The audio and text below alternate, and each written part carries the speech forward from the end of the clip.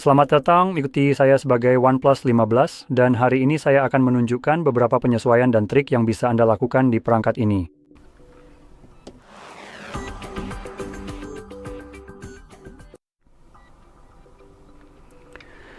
Jadi mari kita mulai dengan membuka pengaturan kita. Dan kita akan mulai dari bagian paling atas, meskipun mungkin bukan dari opsi pertama, tapi dari layar utama, layar kunci, dan gaya. Ini adalah bagian umum di mana Anda bisa menyesuaikan tampilan dan nuansa perangkat Anda, meskipun tidak sepenuhnya. Ada beberapa yang hilang yang akan saya bahas sebentar lagi setelah bagian ini. Tapi di bagian paling atas, opsi pertama yang bisa Anda lihat di sini pada dasarnya adalah tema. Jadi ada beberapa yang sudah dimuat di sini. Anda bisa memilih mana saja yang Anda inginkan. Tapi Anda juga bisa menggulir ke bawah dan akan menemukan bagian di mana Anda bisa membuat sendiri. Dengan mengubah hal-hal seperti wallpaper, paket icon. Sekarang, jika Anda telah menginstal paket ikon tambahan, seharusnya akan muncul di sini. Anda juga tentu saja bisa bereksperimen dengan yang sudah termasuk di perangkat. Dan beberapa di antaranya juga akan memberikan Anda lebih banyak atau lebih sedikit opsi yang terlihat di sini untuk kustomisasi icon yang lebih lanjut. Jadi Anda bisa bereksperimen dengan yang itu juga. Dan selain itu kita juga punya pilihan font di sini. Sekali lagi ada beberapa pilihan yang sudah termasuk dan saya rasa jika Anda mengunduh lebih banyak, seharusnya akan muncul di sini. Tapi saya sendiri belum pernah mencoba mengunduh font, jadi saya benar-benar tidak tahu. Jadi saya akan lanjut saja dan beralih ke bagian berikutnya, yang mencakup hal-hal seperti warna, misalnya seperti yang ini di sini, warna aksen. Dan Anda bisa menggunakan warna default atau memilih dari daftar warna acak. Saya ingin dia menunjukkan, kadang-kadang ketika Anda memilih salah satu opsi tersebut, jika saya kembali, itu akan membuat semua warna ikon ini menjadi sama, yang menurut saya terlihat agak membosankan sejujurnya. Hal yang sama juga berlaku untuk hal-hal seperti di sini. Jadi itu sesuatu yang perlu diingat. Selain itu, Anda juga bisa mengatur warna-warna ini berdasarkan wallpaper yang Anda gunakan. Dan wow, jika Anda pernah melihat sesuatu yang lebih warna yang difokuskan di sini, astaga, semuanya seperti abu-abu. Bukan berarti saya punya masalah dengan ini, tapi akan lebih baik jika ada sedikit lebih banyak pilihan di sini. Sekarang, warna-warna ini memang berdasarkan wallpaper, yang merupakan wallpaper default dari ponsel ini. Tidak lupakan, saya bohong, ini bukan wallpaper default. Jadi ini adalah gambar gunung yang saya kira terdiri dari warna hitam, putih, dan biru, atau abu-abu. Bagaimanapun juga, tidak terlalu banyak warna yang terlihat di sini. Jadi itulah mengapa pilihan-pilihan di sini terasa kurang menarik. Tapi tetap saja jika Anda memilih salah satu opsi di sana dan Anda mengganti wallpaper, maka warna yang dipilih juga akan berubah. Jadi Anda tidak perlu kembali ke sini setiap kali untuk mengubah atau menyesuaikan ini. Misalnya, pengaturannya akan tetap di opsi kedua atau apapun yang Anda pilih, kan? Sistem ini akan memilih apapun yang Anda pilih di sini. Semuanya memiliki cara yang berbeda dalam memilih warna di sini. Jadi meskipun Anda mengganti wallpaper, cara pemilihan warnanya akan tetap sama. Dan ini berbeda. Dan tergantung pada pilihan mana yang Anda pilih, mungkin yang segar maka akan tetap segar, hanya yang segar yang akan berubah. Sebenarnya, kembali ke sini kita memiliki hal-hal tambahan seperti animasi sidik jari, pencahayaan tepi, dan efek buram tekstur. Sekarang animasi sidik jari ingin saya bahas di sini. Kita punya beberapa pilihan berbeda yang bisa dipilih. Ya, jadi kita punya animasi ledakan yang keren, ada sling ring dari Marvel, dan ada juga opsi tidak ada. Sekarang saya ingin menyoroti opsi tidak ada ini. Jika Anda mencari opsi yang tidak akan langsung menyilaukan Anda atau membuat Anda silau di malam hari, jika Anda mencoba misalnya membuka kunci perangkat Anda dan Anda sedikit meleset dari sensor sidik jari, dan sekarang kita mendapatkan cahaya 3000 nits yang menyilaukan langsung ke wajah Anda. Memilih opsi tidak ada pun tidak akan membantu Anda. Cara kerjanya adalah dengan menyorotkan cahaya ke jari Anda untuk mendeteksi sidik jari. Jadi, satu-satunya perangkat yang sejauh yang saya tahu tidak melakukan itu adalah Samsung karena mereka menggunakan sensor sonik. Jadi pada dasarnya mereka menggunakan suara untuk mendeteksi sidik jari Anda, bukan cahaya untuk melihat jari. Jadi apapun yang Anda pilih di sini, jika Anda sedikit meleset saat menempelkan jari di sensor sidik jari, Anda tetap akan terkena cahaya terang itu sekarang. Lanjut, kita bisa beralih ke tampilan dan kecerahan, dan di sini kita punya mode terang dan gelap di bagian paling atas. Selanjutnya, kita punya pengaturan mode gelap. Dan ada beberapa opsi menarik di sini, seperti Enhanced Medium, dan secara umum, apa sebenarnya ini? Baru kali ini saya lihat opsi ini. Mode gelap pihak ketiga bisa menerapkan warna gelap. Biasanya, ini berlaku di seluruh sistem, tapi sudahlah.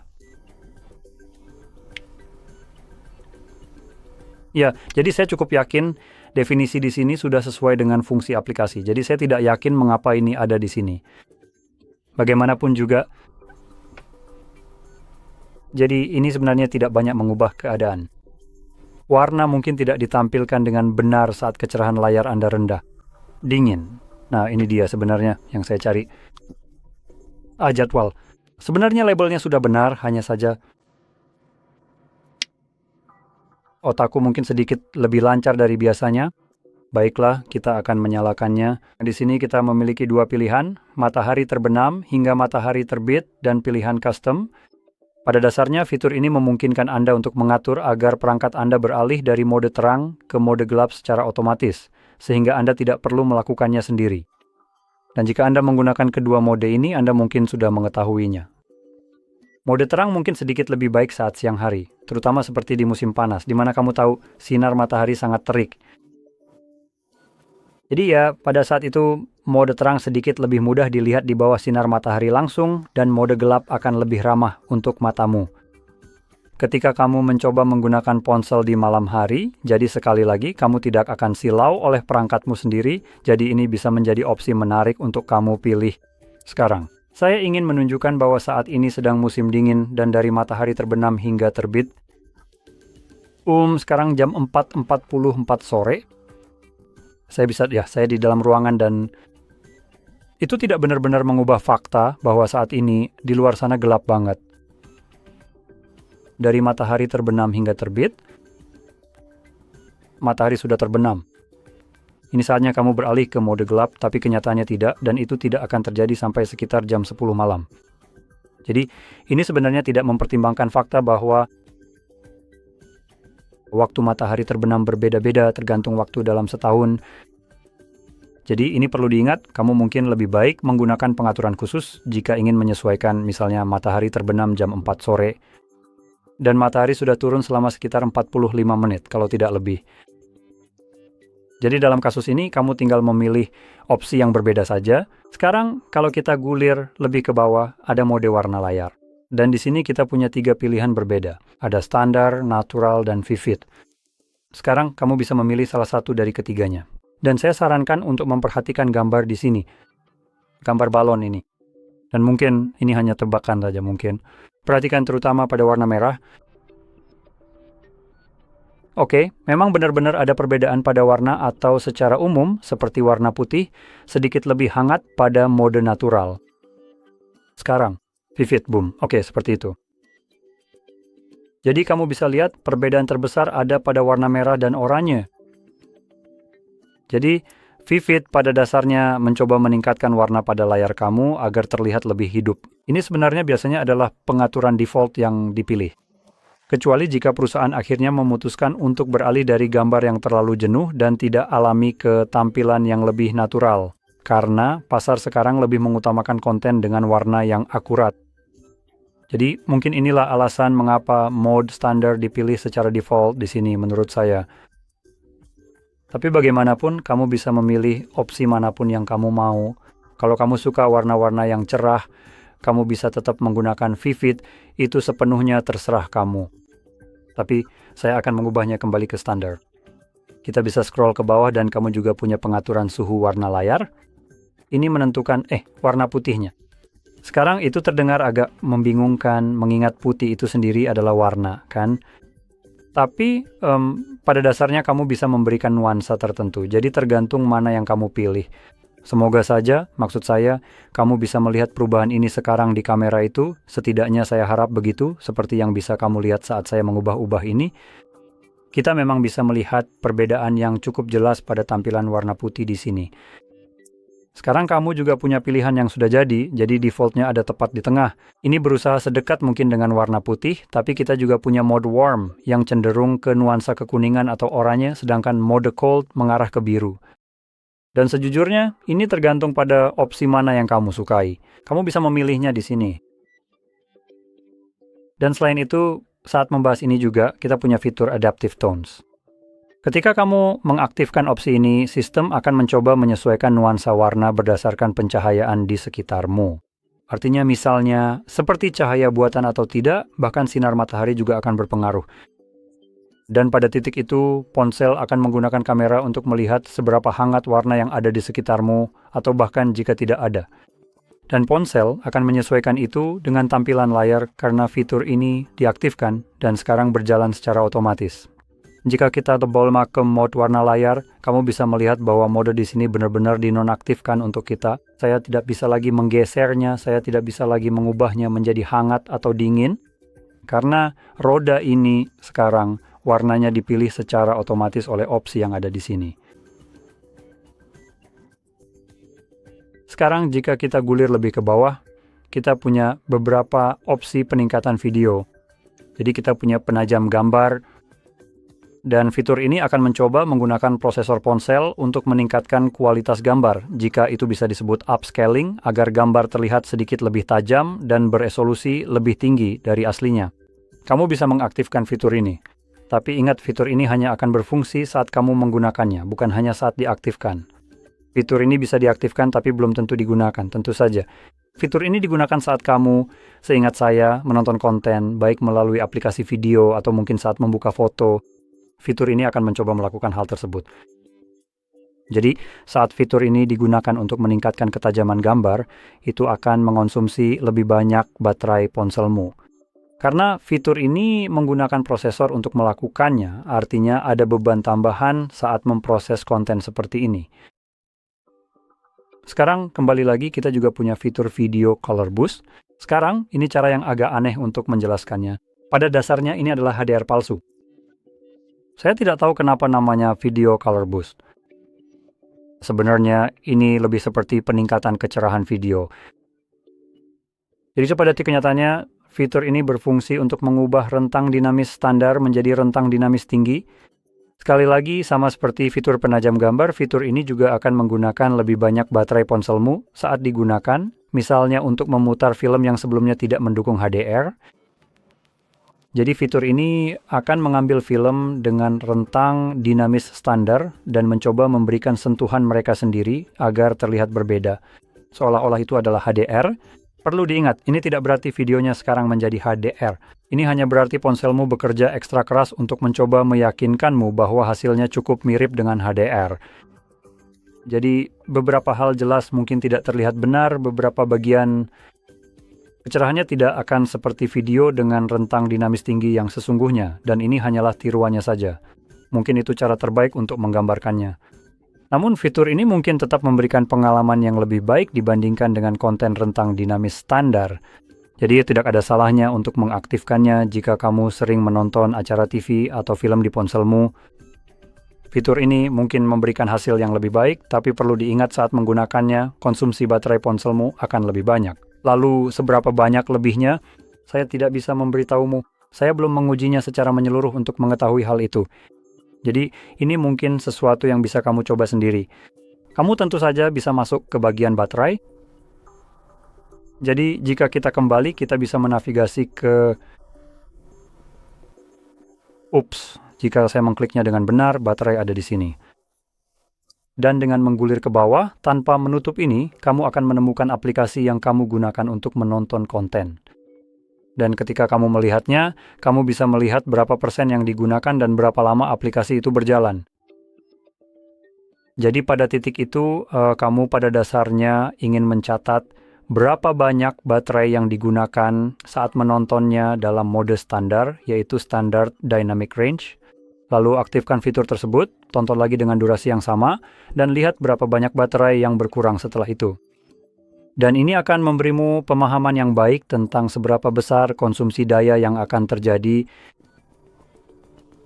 Bagaimanapun juga. Lanjut, sekarang kita bisa beralih ke Plasky yang tadi sempat saya buka secara tidak sengaja, dan ini adalah sesuatu yang secara pribadi tidak saya sukai.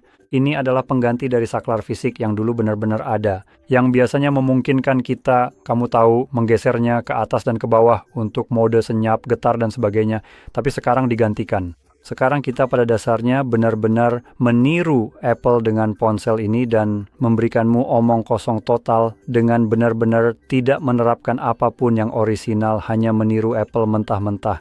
Karena tampaknya Apple tidak pernah salah, Apple. Segala yang mereka lakukan pasti dianggap emas, dan aku benar-benar kurasa membencinya. Aku lebih suka punya saklar. OnePlus sebenarnya bisa saja mempertahankannya. Aku pasti akan lebih senang daripada dengan barang sampah yang satu ini. Tapi ya sudahlah, memang begitulah kenyataannya. Alih-alih menjadi unik, pada dasarnya kita hanya meniru atau menjiplak. Dan karena itu, kita benar-benar memiliki sampah yang sama dengan yang ditawarkan Apple, jadi kita memiliki dua kelebihan sekaligus. Kau tahu apa? Saya perlu memeriksa apa ini.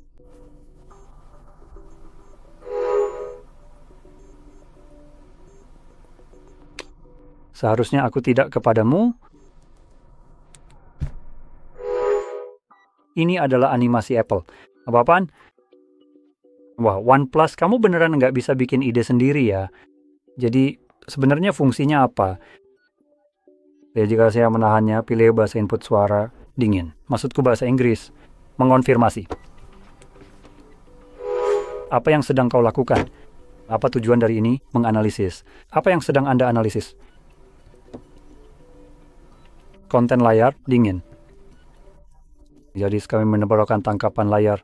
Wow, hebat sekali. Dia memberitahuku hal yang sudah jelas. Wow, apa yang akan kulakukan tanpa fitur ini? Wah, jadi ini sama sekali tidak berguna. Baiklah, mari kita singkirkan ini. Dan saya lebih memilih jika itu tidak melakukan apapun sama sekali daripada apa yang dilakukannya sekarang. Terima kasih, setidaknya 1 poin plus. Dan di sini kita memiliki beberapa pilihan seperti mode senyap dan getar. Jadi ada satu pilihan yang sebelumnya ada, tetapi sekarang hilang. Oke, mode jangan ganggu kamera, center. Sebenarnya ini adalah opsi yang mungkin akan saya gunakan, perekam paksa, tangkapan layar terjemahan, yang pada dasarnya sama dengan yang dilakukan opsi pertama. Dan kita bisa membiarkannya tidak melakukan apapun. Apa kamu bercanda dengan saya di sini?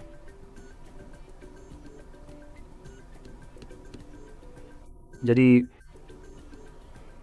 saya ingin berhenti sejenak di sini. Kenapa? Sungguh, sampai sebegitunya. Kenapa kamu menghapus tombol switch, meniru Apple, tapi kemudian menirunya sampai jadi jelek, tapi tidak memberiku opsi untuk memilih apapun yang ingin saya gunakan sebagai tombol sialan ini? Sebagai gantinya, kamu malah memberikan opsi tidak ada aksi sebagai pilihan terakhir. Apa kamu tidak sadar kalau Apple sebenarnya punya fitur tambahan yang sedikit lebih sulit untuk melihat itu? Kamu bisa medium di Converto Custom Up atau Custom Action, karena saya benar-benar tidak bisa menemukan opsi lain di sini, yang membuat tombol ini jadi tidak berguna, seperti buang saja ke tempat yang tidak pantas. Ya ampun, saya benar-benar benci ini, saya benci ini dengan sangat. Pokoknya, saya akan memilih satu-satunya hal yang mungkin akan saya gunakan di sini, yaitu center. Saya pribadi lebih sering menggunakan center karena memungkinkan saya untuk melihat daripada pantat yang jelek. Mode AI. Itu memberitahuku apa yang muncul di layar saya ketika saya menekannya secara tidak sengaja. Baik, terima kasih banyak. Ini adalah layar beranda. Aku sendiri tidak bisa mengatakannya. Jadi, setidaknya center tidak akan memberi saya... Halo, saya perlu memegangnya. Ya Tuhan, aku harus memegangnya. Bagus, karena tanpa sengaja saya mungkin akan menekannya. Fantastis. Jadi ya, menahannya pada dasarnya akan menghidupkan dan mematikannya. Nah, entah karena alasan bodoh dan tolol apa, kita bisa memasangnya di mesin cetak. Itulah otak kecil sederhana Anda yang membutuhkan AI untuk berpikir. Anda bisa salah menekan tombol ini, jadi Anda perlu menahannya sekarang. Besar.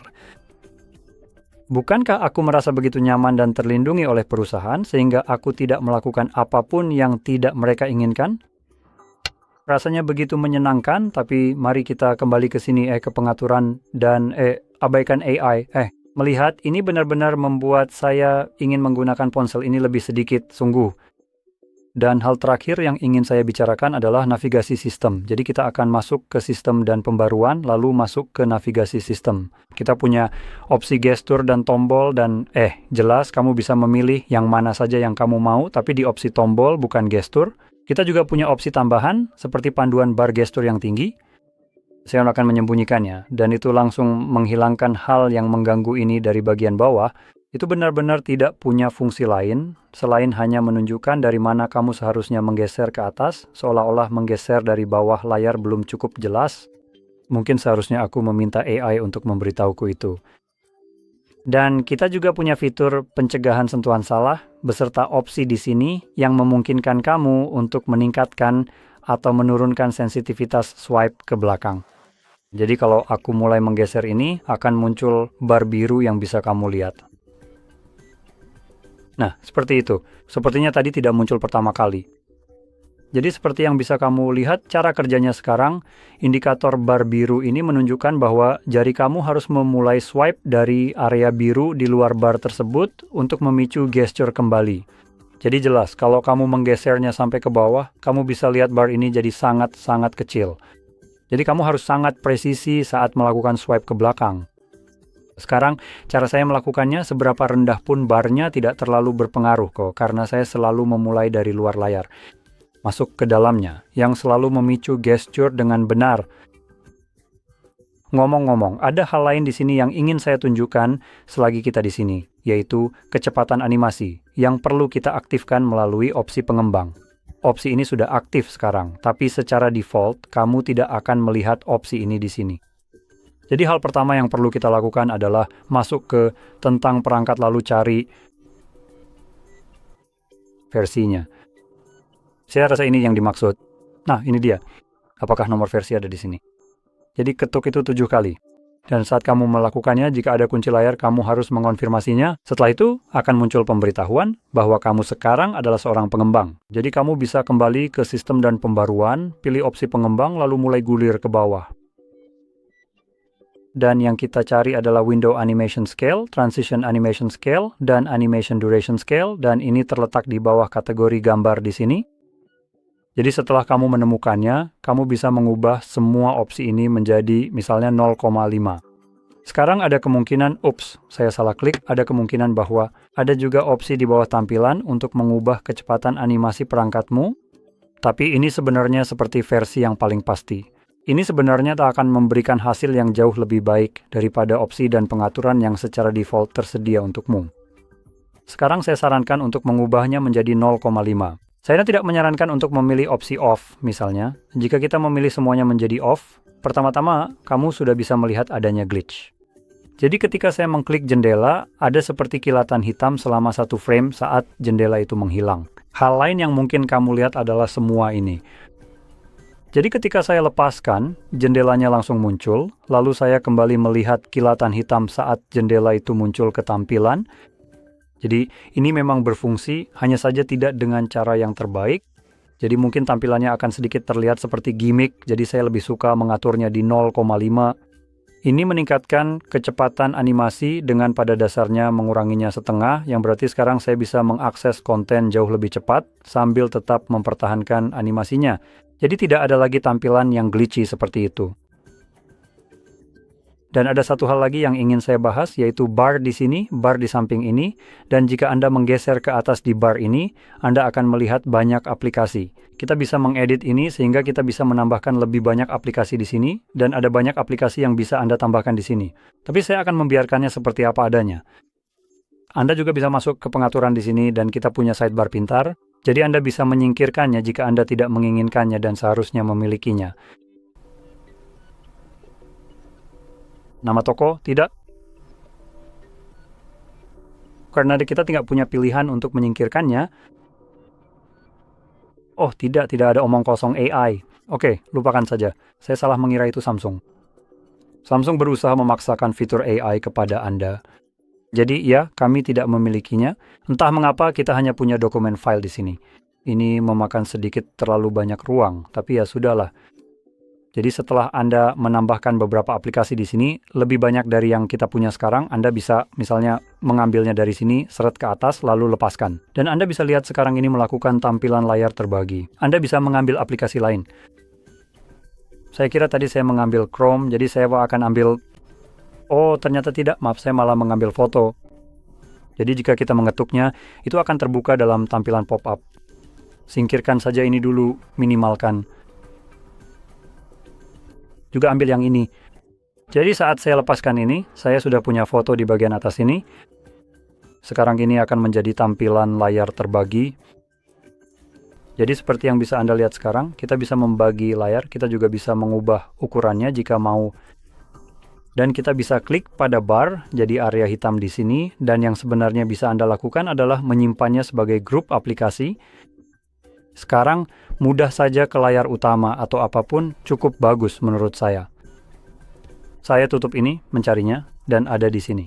Anda bisa melihat dua aplikasi ini. Jika saya klik, keduanya terbuka bersamaan. Anda bisa membuat pasangan aplikasi seperti ini untuk mengaksesnya dengan mudah nanti. Dan misalnya Anda bisa melakukan sesuatu seperti memasangkan browser dan YouTube, lalu menempatkan YouTube di bagian atas sambil menonton video. Anda bisa berselancar di web, Anda tidak perlu berlangganan, videonya akan tetap berjalan, yang mana itu yang kita semua inginkan. Atau, sebagai alternatif, Anda juga bisa menggunakan YouTube Revanced, dan itu akan melakukan hal yang sama saat Anda menutup aplikasinya. Dan dengan aplikasi pop-up seperti yang saya miliki Row 1 di sini, Anda bisa langsung membukanya. Anda bisa membuka beberapa aplikasi sekaligus seperti yang bisa Anda lihat. Dan saya bisa langsung menggeser di antara aplikasi-aplikasi tersebut. Oh, seperti itu. Jadi seperti itu, dan Anda bisa menutupnya dengan cepat. Dan tentunya, Anda bisa membuka hal lain dalam mode layar penuh sambil tetap menggunakan versi tampilan pop-up dari aplikasi tersebut. Dan Anda juga bisa melihat bahwa Anda dapat mengubah ukurannya sambil tetap menggunakannya secara penuh.